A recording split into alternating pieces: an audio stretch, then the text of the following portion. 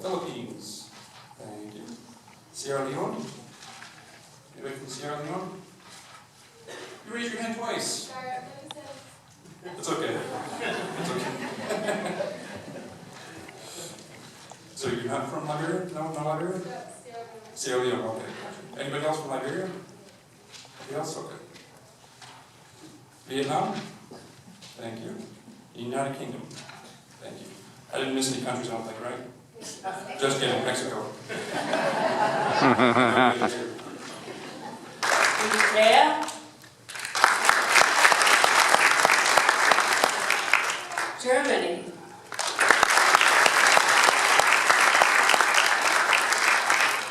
Mexico,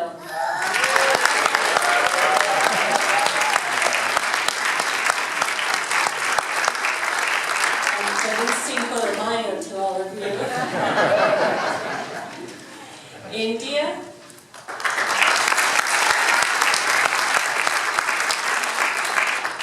Italy,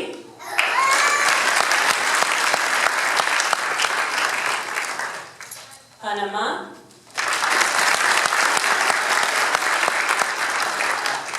Philippines, Sierra Leone,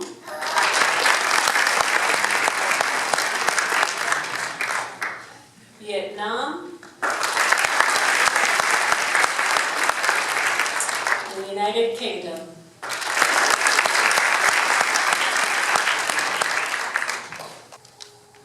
I will now call upon the officer of the Immigration Services Officer, Robert Brady, to make a motion for admission of the candidates for citizenship. Thank you, Your Honor. May it please the Court, on behalf of the United States Citizenship and Immigration Services, I would like to present 46 applicants who are present in the courtroom today. The applicants have been examined by a Citizenship and Immigration Services officer, and each has been found to meet the requirements of good moral character, residency, and attachment to the principles of the Constitution of the United States. These individuals include those choosing to be sworn in before a federal judge in accordance with the provisions of the Immigration Act of 1990, as well as those who fall within the purview of the technical amendments to that legislation which became effective January 11, 1992. Accordingly, it is respectfully requested that they be administered the oath of allegiance and that the request for name change be granted. Thank you, sir. The motion will be granted. The court accepts the recommendation for citizenship, and I will now ask Deputy Clerk Melissa Guzman to administer the oath of allegiance to every one of you. Raise your right hand and repeat after me. I say your name. Hereby declare on oath that I absolutely and entirely renounce and abjure all allegiance and fidelity to any foreign prince, potentate, state or sovereignty, of whom or which I have heretofore been a subject or a citizen, that will support and defend the Constitution and the laws of the United States of America against all enemies, foreign and domestic, that will bear true faith and allegiance to the same, that will bear arms on behalf of the United States, when required by the law, that are performed non-combatant service in the armed forces of the United States,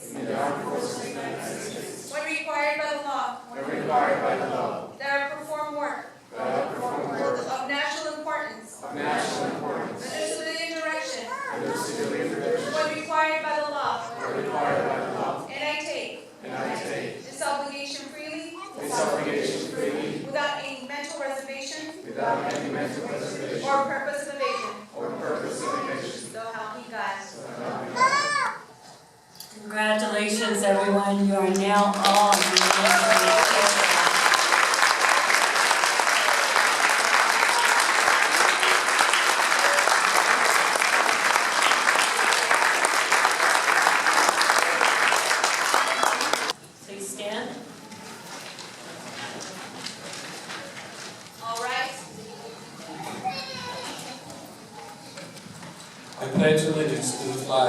of the United States of America, and to the republic for which it stands, one nation, under God, indivisible, with liberty and justice for all.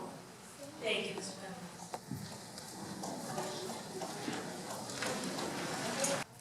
I tell you this because I want you to understand that it is possible. We hear it all the time, and we hear that if you work hard, it can happen.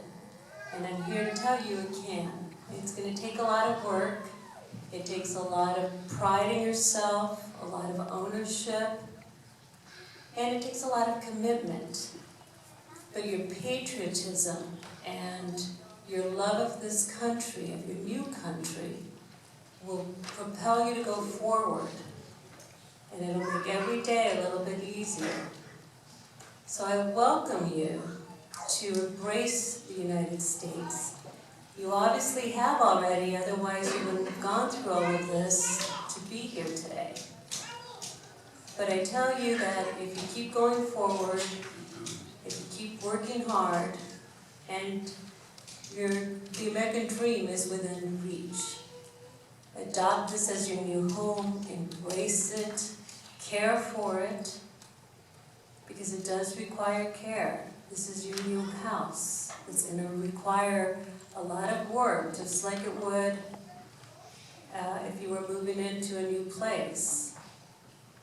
It requires maintenance. So I invite you to participate in the upkeep of our house and to care for it, to cherish it, and to love it, because it will shelter you, it will provide for you, and I'm living proof of that. So, again, congratulations, and I can't thank you enough for coming forward and taking the oath and making this change in your life, because it does reaffirm your commitment to this country. I also want to tell you, don't forget about your roots and your values and where you come from and your culture, because that's what makes this country wonderful, and that's what makes this country what it is today.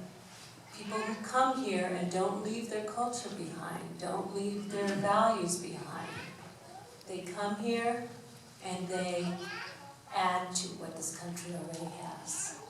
So thank you for your contribution.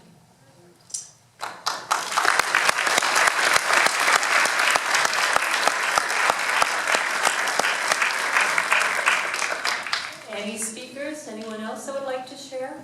Please come forward. Mr. Cárdenas.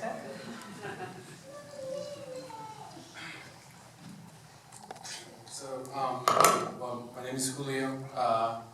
I wanted to say this out loud to my two children, Mia and Diego, because the benefits and the great pleasure of being a U.S. citizen should be taken for granted. So it just doesn't happen overnight, and they are blessed with being a U.S. citizen. And the reason I wanted to become a U.S. citizen is because this country has already given me everything I dream about. And I want to become a full member of society. I grew up in Mexico. My mother was the first one in my family to go to college. And I'm a professor of medical imaging now at the U of A. So it is possible, indeed. Thank you.